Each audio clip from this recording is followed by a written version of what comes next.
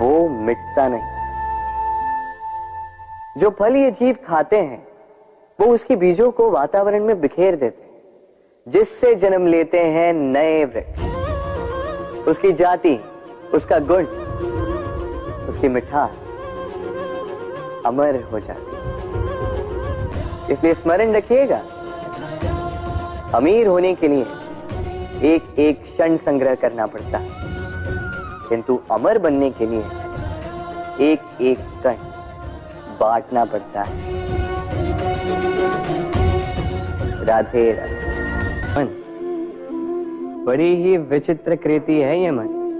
शरीर के किस अंग में बसता है कोई नहीं जानता, किंतु संपूर्ण शरीर इस मन की इच्छा साकार करने के लिए प्रयास करता रहता है। अब यदि मन कुछ खाने का करे तो व्यक्ति उसकी वनों उपवनों की इच्छा साकार करने का माध्यम ढूंढता रहता है। अब यदि मन किसी को शत्रु समझ ले तो व्यक्ति उसे नष्ट करने का हर संभव प्रयास करता है। अब यदि मन किसी से प्रेम करे तो उसकी प्रसन्नता के लिए हर सीमा लांघने के लिए सज्ज रहता है। परंतु जीवन सुखद हो इसके लिए आवश्यक है कि मन खाली हो। इस बांसुरी की भांति भीतर कुछ भी नहीं, न राग है न द्वेष, तब भी तार छेड़ने पर स्वर निकलता है। इसी प्रकार मन को भी भावनाओं से मुक्त रखना आवश्यक है। स्मरण रखिए, मन में कुछ भर के जियोगे तो मन भर के जी नहीं पाओगे। राधे राधे। एक पिता के लिए उसकी संतान उसका गर्व है, उसका अहंकार है, और संतान के लिए उसके पिता उसका आदर्श, उसकी प्रेरणा। बिना कहे पिता संतान की हर इच्छा समझ जाता है और उसे पूरी करने की चेष्टा करता है। दूसरी ओर संतान सदैव प्रयास करता है कि अपने माता पिता को गर्वित करता रहे, किंतु ये बंधन एक स्थान पे आके टूट जाता है। तब जब संतान स्वयं की इच्छा से अपना जीवन साथी चुनना चाहे। क्यों? कारण है संवाद की कमी। जब बात आती है संतान के विवाह की तो माता पिता सोचते हैं कि इसमें संतान से क्या पूछना, हम उसके लिए कुछ अनुचित तो चाहेंगे नहीं। और संतान का यह मानना होता है कि उसका भविष्य चुनना उसका अधिकार। दोनों आपस में दुखी रहते हैं किंतु बात कोई नहीं करता।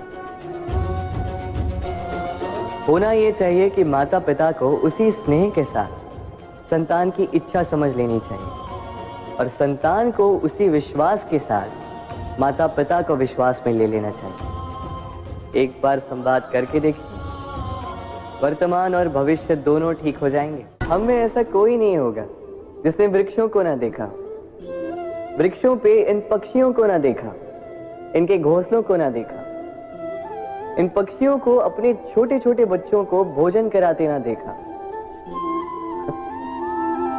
संसार का सबसे ममत्व वाला दृश्य होता है। चिड़िया दूर से अपने चोंच में दाना भरकर लाती, स्वयं भोजन करने में असक्षम संतान की चोंच में डालती, स्वयं भूखी रहती, निस्वार्थ, निश्चलता से। और जब संतान के पंख निकल आते हैं वो उसे उड़ना सिखाती और उसके पश्चात उसे स्वतंत्र कर देती है अपना जीवन जीने के लिए। इस आकाश में उड़ान भरने के लिए। और हम मनुष्य क्या करते हैं? जिस संतान को हम पंछी की भांति पालते हैं, उसके पंख निकलते ही हम उसे बांध देते हैं, ये सोच के कि कहीं वो दूर उड़कर न चली जाए। ऐसा नहीं कि इस स्थिति में माता पिता को संतान से प्रेम नहीं है, अवश्य, किंतु इसमें प्रेम पर मोह भारी पड़ जाता है, जो स्वयं अपने और संतान के भविष्य के बीच में बाधा बन जाता है। हम ये भूल जाते हैं कि हम केवल जन्मदाता हैं, भाग्य विधाता नहीं। तो जब प्रेम में मोह आ जाए तो वो प्रेम नहीं, स्वार्थ बन जाता है। इसलिए प्रेम को पास रखिए और मोह को दूर। क्योंकि जिससे प्रेम करते हैं उसका विकास नहीं रोका करते। राधे राधे एक शब्द है जो हमें कभी कभी या कहो कई बार सुनाई देता है, स्वार्थ। वो व्यक्ति स्वार्थी है, उसने स्वार्थ में आके ये बुरा कर्म कर दिया, आदि इत्यादि।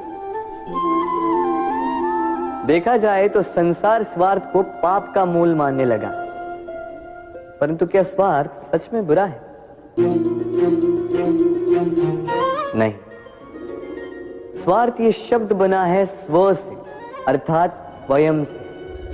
यानी कि जिस कार्य में केवल स्वयं का अर्थ हो, केवल स्वयं का लाभ चाप हो, वो स्वार्थ। अब प्रश्न ये उठता है कि आपका स्व क्या है?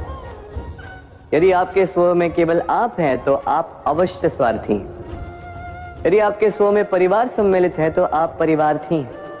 यदि आपके स्व में अन्य लोग सम्मिलित हैं तो आप परोपकारती हैं। और यदि आपके स्व में ये संसार सम्मिलित है तो आप परमार्थी हैं। तो अपने स्वार्थ से दूर ना जाएं, उसका विस्तार करें।